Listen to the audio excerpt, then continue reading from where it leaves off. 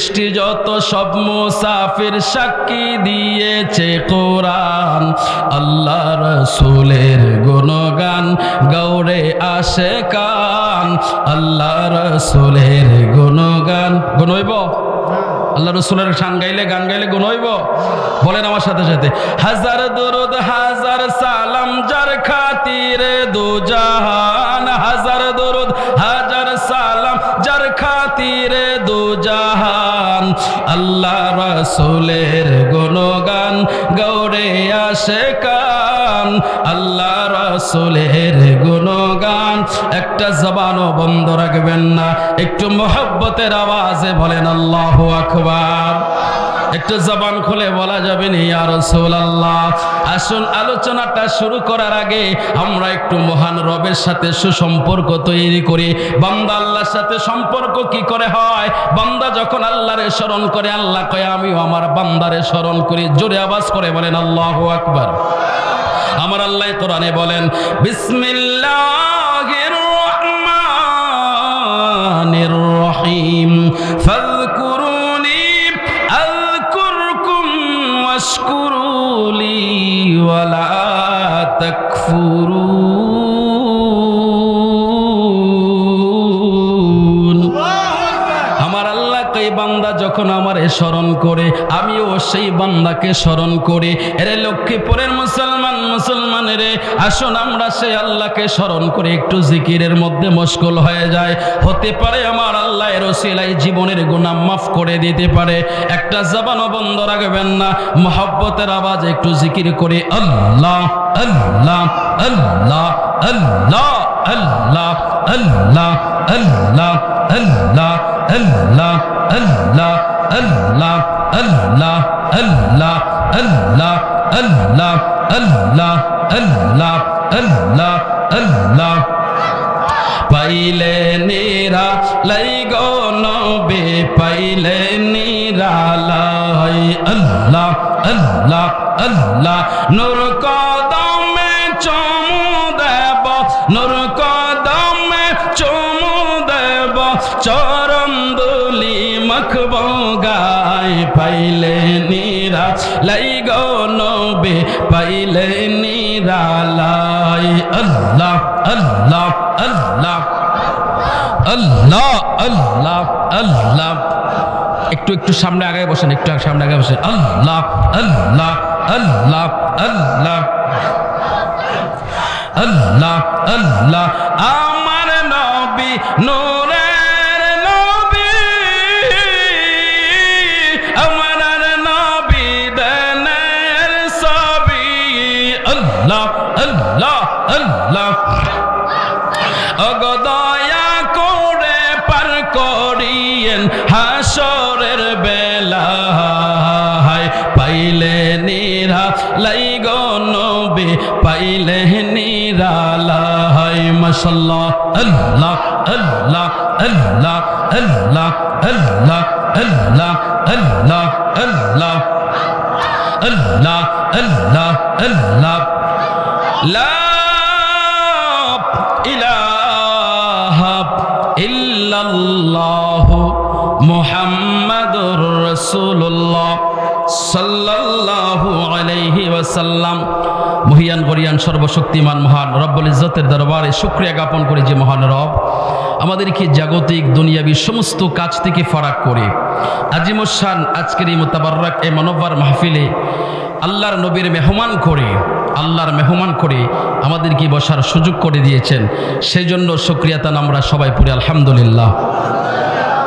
আজকে এই মাহফিলে যারা বসেছেন, যারা এই কনকনে শীতের মধ্যে এই কুয়াশার ভিতরে আপনারা এত কষ্ট করে আরামের বিছানাটা ত্যাগ করে বসে আছেন, মনে কইরেন না যে আপনাদের সময়টা বৃথা চলে যাবে। না, আল্লাহ প্রত্যেকটা বান্দার পিছনে সিসি ক্যামেরা ফিট করে দিয়েছে। আল্লাহর ফেরেশতারা সব কিছু রেকর্ড করতেছে। আপনি ঠান্ডা কুয়াশার ভিতরে বসে বসে আল্লাহর বাণী শুনছেন, হেদায়েতের জন্য, ইমান মজবুতের জন্য, আমল মজবুতের জন্য। হাসরের ময়দানে এ নেচার, এ সময়, এগুলো আপনার পক্ষে সাক্ষী দেবে, বলবে আল্লাহ আপনাকে রাজি খুশি করার জন্য, ইমানটিকে বাঁচানোর জন্য, আমলকে মজবুত করার জন্য আপনার বান্দা কষ্ট করে আপনার নাম শুনেছে, আপনার নাম বলেছে, আপনার জিকির করেছে। আমার আল্লাহ বলবে আমি আমার বান্দার পক্ষে সাক্ষী পেয়েছি, আমি আমার বান্দাকে মাফ করে দিলাম। কিন্তু কিছু কপাল পোড়া, যাদের নসিব অত্যন্ত খারাপ, যারা আল্লাহর নাম শোনার পরে হৃদয় নরম হয় নাই, যারা শয়তানের মেহমান হয়ে ফেসবুকে, ইউটিউবে, বিভিন্ন সোশ্যাল প্ল্যাটফর্মের মধ্যে তারা নাটক, সিনেমা, দুনিয়াবি অশ্লীল কাজের মধ্যে লিপ্ত ছিল, তাদের জন্য জাহান্নামের ফেরেশতা বলবে আল্লাহ এই নাফরমানকে হিসাব নেওয়ার আগে তাকে জাহান্নামে ঢোকায় দাও, কারণ তোমার নাম শোনার পরে যার হৃদয় গলবে না সে ইমানদার মুমিন না। এটা আল্লাহর কোরআন বলে। জোরে বলেন আল্লাহু আকবার। আল্লাহ কোরআনে বলেন বিসমিল্লাহির রহমানির রহিম, ইন্নামাল মুমিনুনা আল্লাযীনা ইযা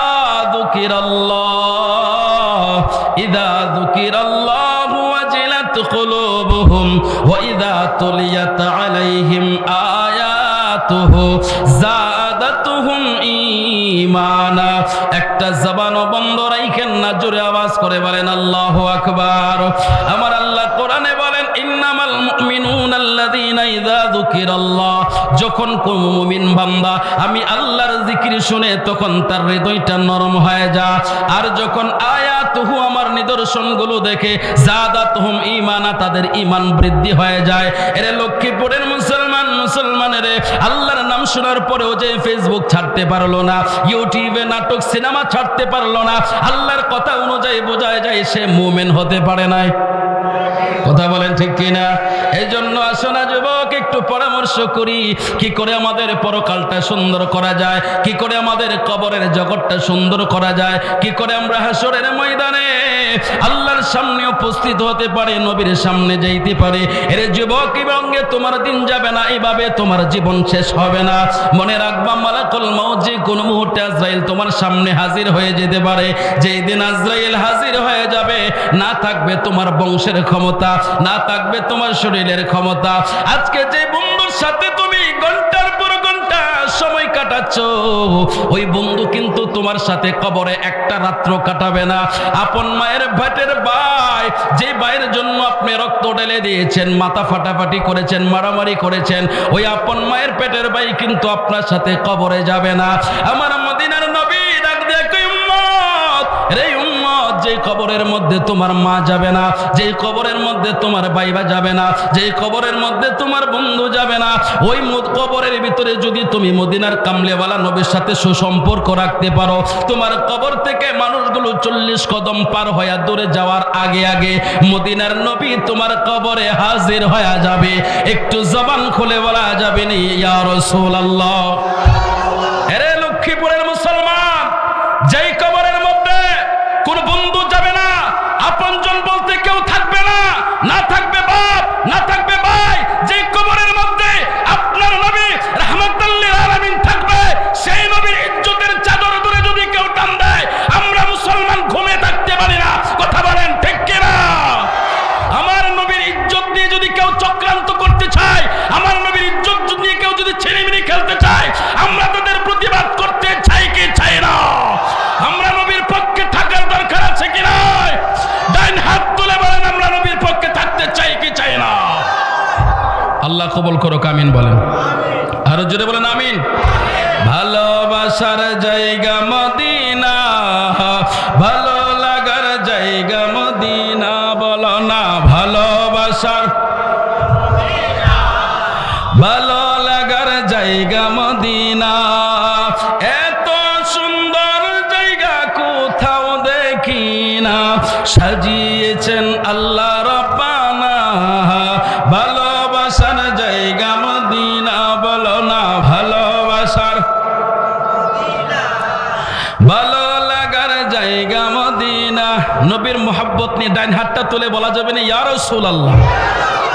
তো সেই নবীর পক্ষে থাকার দরকার আছে না নাই? যেই নবী আপনার কবরে সাথী হবে, যেই নবী আপনার হাসরে আপনার উপকারে আসবে, যে নবী ফুলসিরাতে আসবে, যে নবী মিজানে আসবে, সেই নবীর মহব্বত হৃদয়ে রাখার দরকার আছে না নাই? আরো জোরে বলেন না, আছে না নাই?